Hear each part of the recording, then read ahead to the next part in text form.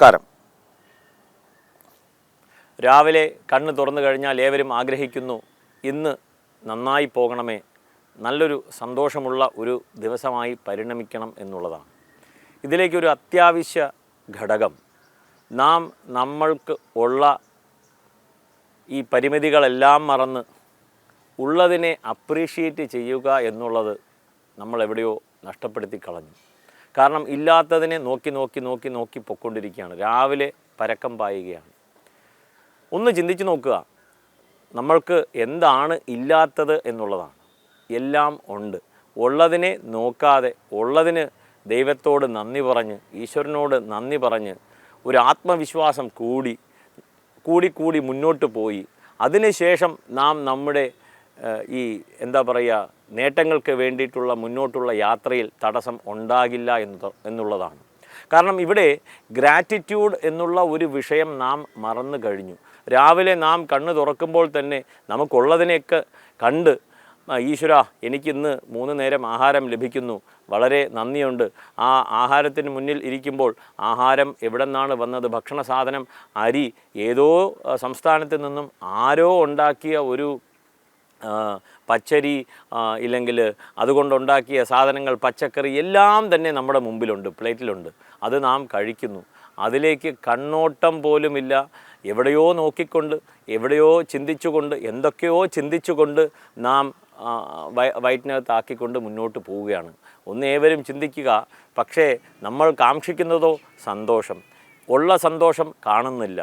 കയ്യിലുള്ളത് മറന്ന് അതിന് സിദ്ധമന്നം പരിത്യജ്യ ഭിക്ഷാം അടതി ദുർമതിഹി എന്ന് പറഞ്ഞു.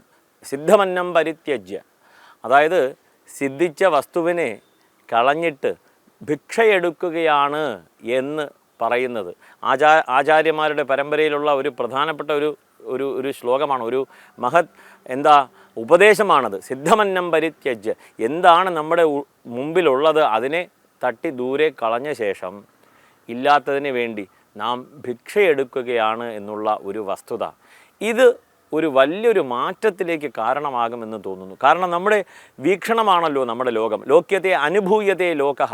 നമ്മുടെ അങ്ങനെ തന്നെയാണ്. ലോക്യത്തെ അനുഭൂയതേ, നമ്മൾ സ്വന്തമായിട്ട് അനുഭവിച്ച് മുന്നോട്ട് പോകുന്നു.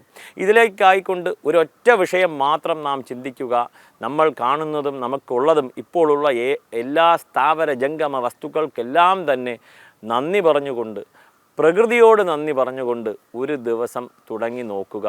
അന്നേ ദിവസം തീർച്ചയായിട്ടും വളരെ നല്ല രീതിക്ക്, നല്ല സന്തോഷത്തോടു കൂടി നീങ്ങും. അതിൽ സംശയമില്ലാത്ത കാര്യമാണ്. പക്ഷേ ഇത് ഒരു ദിവസത്തിൽ നാം നിർത്തേണ്ട കാര്യമാണോ എന്നുള്ളതാണ്. ഇതൊരു ശീലമാക്കണം. ശീലം സർവത്ര വൈധനം, വിദേശേഷു വിദ്യാധനം, വ്യസനേഷു ബുദ്ധിർധനം, പരലോകേ ധനം ധർമ്മം, ശീലം സർവത്ര വൈധനം എല്ലായ്പ്പോഴും പറഞ്ഞു വരുന്ന ശ്ലോകമാണ്. കാരണം ഇതെല്ലാം നടപ്പിലാക്കുന്നത് ശീലത്തിലൂടെയാണ്.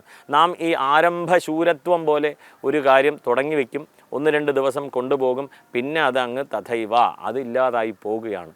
ആയതിനാൽ ഈ ഒരു വിഷയം, ചെറിയ വിഷയം, ഈ പകുതി ഗ്ലാസ് വെള്ളം ഉണ്ട്, പകുതി ഗ്ലാസ്സേ ഉള്ളൂ എന്ന് പറയാതെ പകുതി ഗ്ലാസ് വെള്ളമുണ്ടല്ലോ, പാതി ഉണ്ടല്ലോ, കുടിക്കാമല്ലോ, സന്തോഷം, താങ്ക് യു, ആ ഒരു ആറ്റിറ്റ്യൂഡ് ഡെവലപ്പ് ചെയ്ത് മുന്നോട്ട് പോയാൽ അന്നേ ദിവസം തീർച്ചയായിട്ടും സന്തോഷമുള്ളതായി പരിണമിക്കും എന്നുള്ളതിൽ തർക്കമില്ല.